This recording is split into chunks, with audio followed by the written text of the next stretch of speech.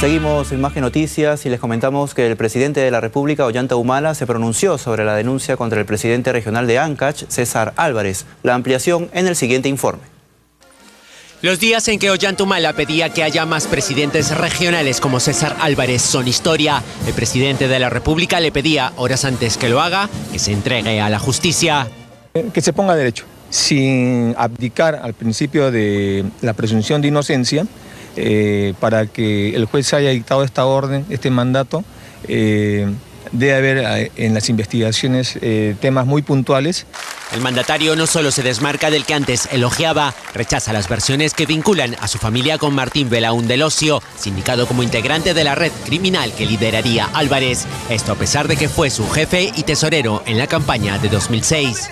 Sí, yo tengo que desmentir esa campaña infame, irresponsable. Tengo que rechazar este tipo de infundios. No hay ninguna vinculación, ¿no?, que tengamos nosotros con organizaciones criminales. Heriberto Benítez, incondicional del presidente regional ancashino, ironizaba con la exhortación presidencial. Ojalá nomás el presidente de la República no aparezca en los próximos días como cuando Fujimori perseguía a Montesinos trepado en el techo de una camioneta buscando a Álvarez, ¿no? Esperemos que esa escenografía no se repita. Mientras Benítez mantiene el apoyo de Solidaridad Nacional en la bancada de Perú Posible, ya reconsideran el respaldo que hasta ahora tiene Víctor Crisólogo, ambos presuntos integrantes de esta mafia. Bueno, ya pidió una reunión, va a hacer explicaciones. Perú Posible nunca va a blindar a nadie y tampoco va a permitir que el partido y que la bancada se vea comprometido o empañada si es que hubiera algunas cosas de ilegalidad. El golpe de la red criminal que encabezaría Álvarez es destacado por el presidente del Congreso, Freddy Otárola, espera que sirva de precedente. Sí, pero hay que reconocer que esta vez los poderes del Estado están actuando conjuntamente. Pero creo que lo que está haciendo en Ancash es un buen ejemplo para frenar otra región. Claro, está bien, pero es un ejemplo tardío, porque después de 10 muertos, que la Contraloría diga que recién manda 40 auditores durante 8 años de gestión. Ancash no es el único caso. Cajamarca y Tumbes le siguen los pasos tanto a nivel legislativo como judicial. Bien, y para analizar esta grave situación que se vive en la región Ancash y otros temas importantes de la semana también se encuentra con nosotros los analistas Carlos Basombrío y Juan Carlos Valdivia. Muchas gracias por estar esta noche en Más que Noticias. Comencemos con el tema de la región Ancash. ¿Cómo analiza esta situación gravísima que viene afrontando esta importante zona del país y con las detenciones que ya se han producido en las últimas horas, inclusive con la del propio presidente de este gobierno regional, el señor Álvarez? Claro, es la captura del Estado, ¿no? La captura del Estado por mafias, por delincuentes, por, como le queramos llamar en este caso, producto de un proceso de descentralización mal diseñado. Y creo que si hay que ver los problemas que tenemos hoy en día, hay que ver desde el origen. Y el origen es que tenemos presidentes regionales que no tienen el control suficiente, no tienen el contrapeso político suficiente para que tengan control. Entonces toman las decisiones, en el caso de Ancash es un caso emblemático, un presidente que tiene mucha autoridad, mucho dinero, que no tiene control y que las licitaciones además las hace bajo estos mecanismos de la OIM que evitan los controles. Por lo tanto, tiene disposición de dinero en cantidades, sin ningún control. Entonces, y eso es pues exactamente lo que origina la democracia, el ponerle control al poder, ¿no es cierto? Y lamentablemente nuestro sistema, el diseño del proceso de descentralización ha generado presidentes regionales que no tienen el contrapeso suficiente. Sin contrapeso suficiente, con dinero, entonces lo que han hecho es corromper a todo el Estado. Entonces ahí está, Álvarez ha seducido con dinero a jueces, a fiscales, a la policía, a la prensa, ¿no? Entonces, toda una red. Ha organizado una red y ha capturado todo el Estado en su región, ¿no? ¿Qué le parece esto, señor Basombrío? Inclusive veíamos en la nota al congresista Velázquez Gesquén que se llamaba la atención en el sentido de que esto se sabía. ¿Y por qué recién cambia la figura tan radicalmente? En su momento incluso la Comisión de Fiscalización archivó estas denuncias contra el presidente regional y ahora resulta que forma parte o encabeza una red criminal. Como bien dice el congresista Velázquez, que esto viene de bastante atrás, incluso desde el gobierno aprista, de cuando él era premier y ha sido presidente del Congreso. Es un problema que se ha ido acumulando en el tiempo. Los asesinatos a opositores políticos y a personas que denunciaban han ocurrido ya, como digo, incluso desde antes de este gobierno, en el gobierno aprista también. Yo coincido en que esto es sumamente grave porque es la apropiación del Estado por grupos criminales, ¿no es cierto? Ya no es un caso de corrupción aislada, ya no es una persona que robó, sino una lógica de poder para beneficiarse del Estado y todo un sistema de encubrimiento y de cooptación de autoridades, a las que Juan Carlos ha mencionado. Habría que agregar al Congreso. Hay no solamente 2 congresistas que han defendido abiertamente a Álvarez y que lo siguen haciendo, sino que ha habido investigaciones que han sido claramente desechadas por más congresistas de los que se mencionan. Una segunda cosa que quisiera comentar es, esta semana ha estado marcada no solamente por el caso de Álvarez, sino por el caso de Gregorio Santos. De Cajamarca, claro. Claro, es decir, es una constatación de que esto es un fenómeno más extendido. Hay otro con gobierno regional que está en situación muy parecida al de Ancash, que es el de Tumbes, y que ya está siendo investigado. Y hay por lo menos 2 presidentes regionales que han sido ya destituidos durante este periodo, el de Ayacucho y el de Cusco, por graves casos de corrupción. Entonces estamos ante un problema bastante serio. Tratando de verle un lado positivo, creo que ha habido una capacidad de reacción, aun cuando tardía, evidentemente, no solo del Estado, sino del Estado empujado por la sociedad. Yo creo que la reacción valiente de Nolasco, que fue asesinado después, de su hija, de periodistas que han investigado esto, de medios de comunicación denunciando, creo que han creado las condiciones para empujar al Estado a actuar, ¿no? Y se ha empujado a la Contraloría, se ha empujado al Ministerio Público y una serie de instituciones que estaban bien remolonas.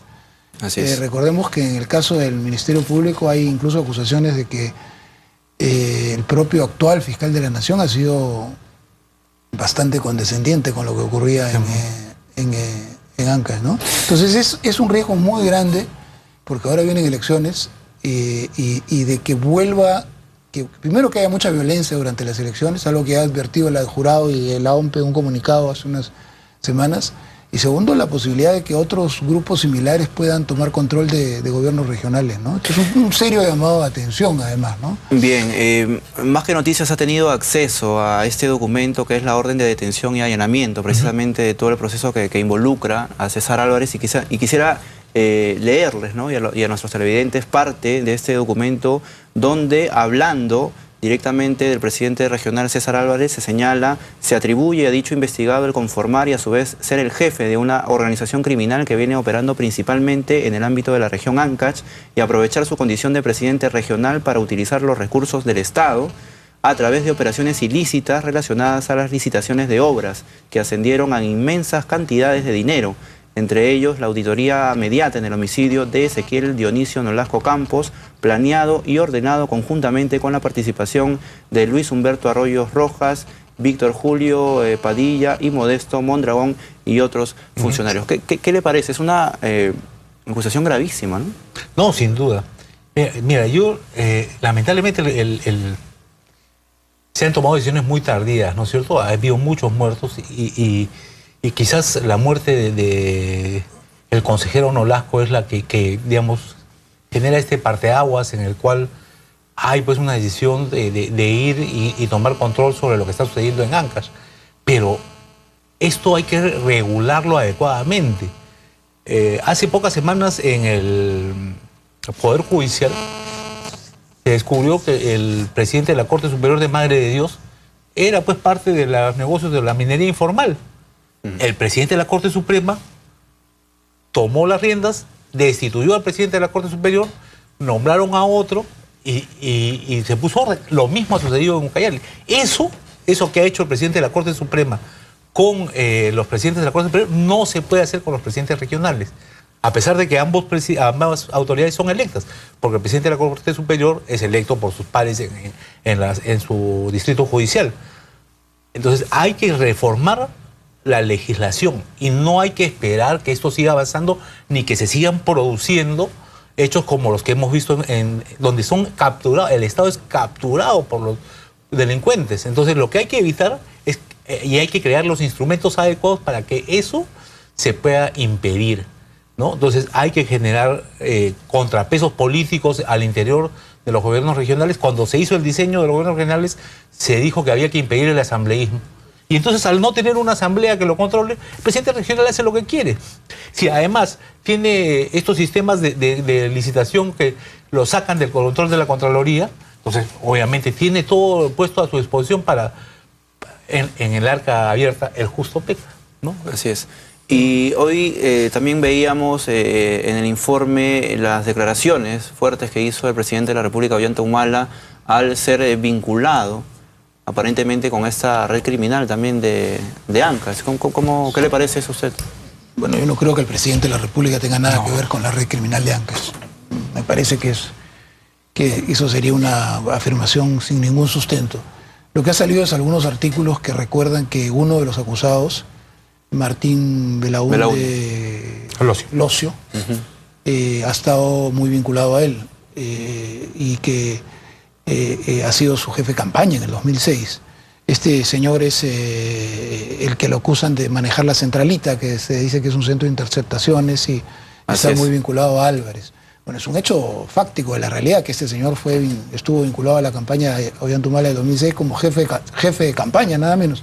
Eso quiere decir que el presidente esté vinculado a los hechos de Ancash. Definitivamente es un salto que no se puede establecer. Sobre todo hay que tener un cuidado muy grande tratándose del presidente de la República.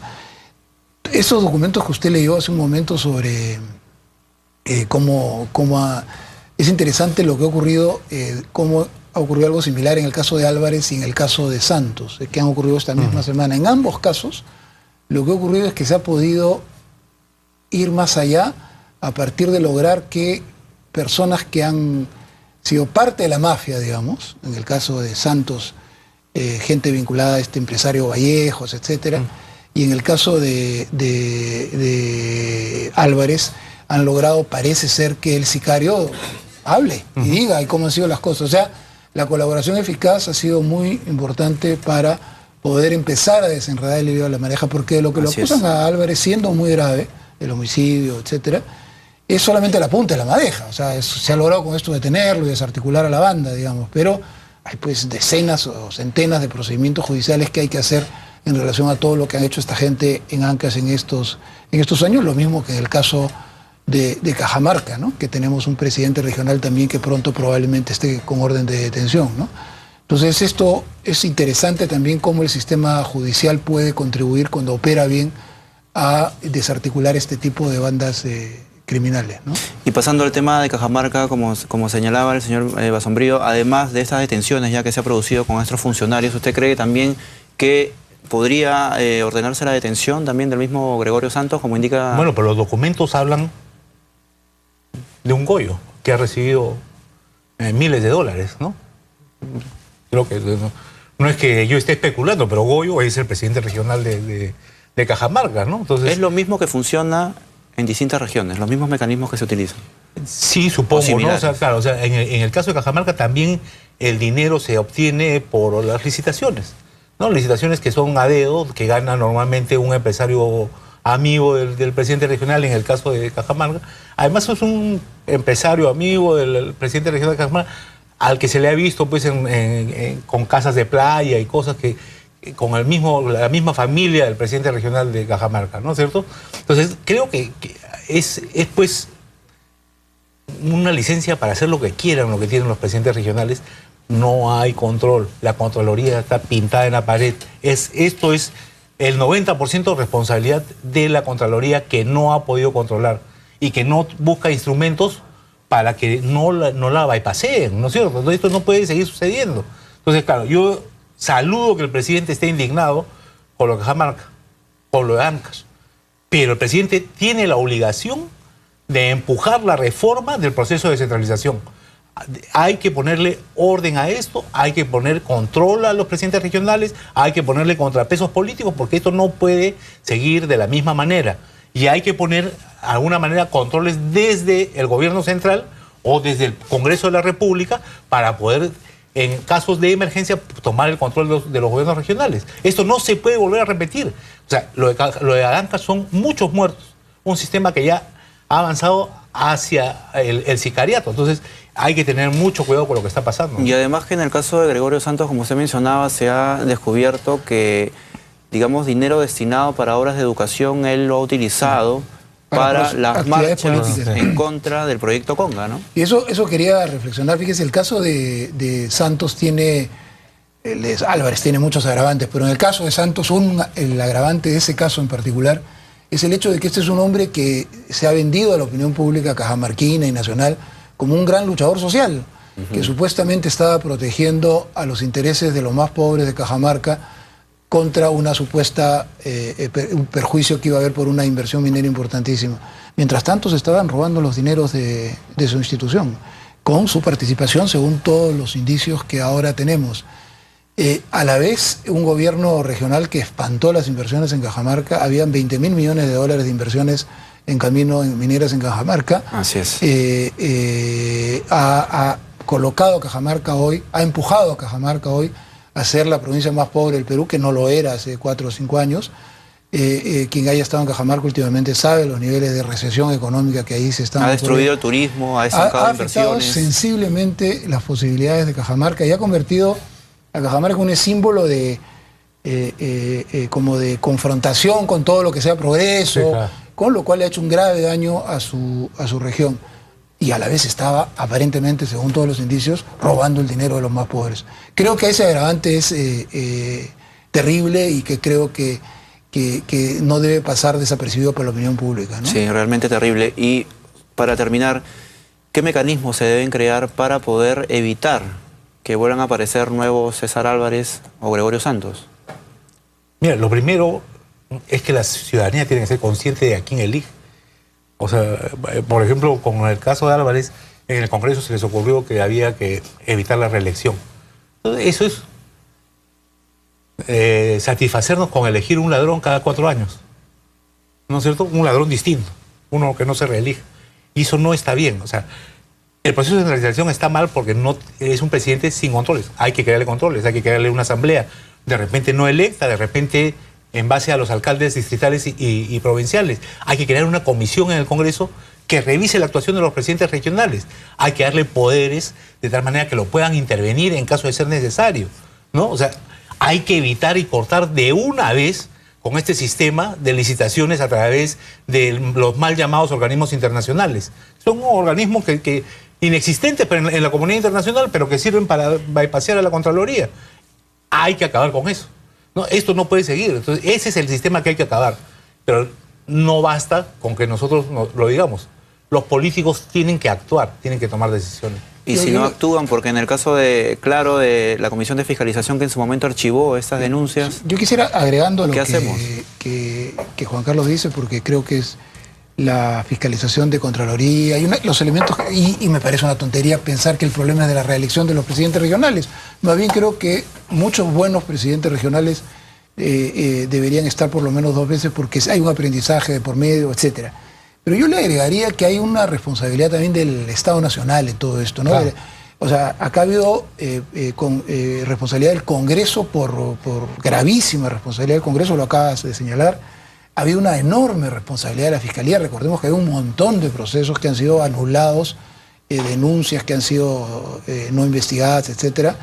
Hay complicidades policiales, en fin, de medios de comunicación también, que en Ancash fueron comprados. Claro. Entonces, tenemos unas responsabilidades que también van del otro lado hacia la región, digamos, ¿no? Entonces hay que darle una mirada por ahí también, ¿no? Me permite decir solamente... Sí, brevemente, por favor. Se ha probado que al fiscal de Ancash le daban 30.000 soles mensuales. ¿Tú te imaginas lo que han recibido instancias superiores, no? Y además que hay 3 oficiales de la policía involucrados y que ya están siendo investigados también preliminarmente. Bien, muchas gracias al señor Carlos Basombrío y también a Juan Carlos Valdivia por estar con nosotros esta noche. Bien, amigos, nos vamos a un nuevo corte comercial, pero nuevamente los dejamos con la noticia tecnológica de Claro.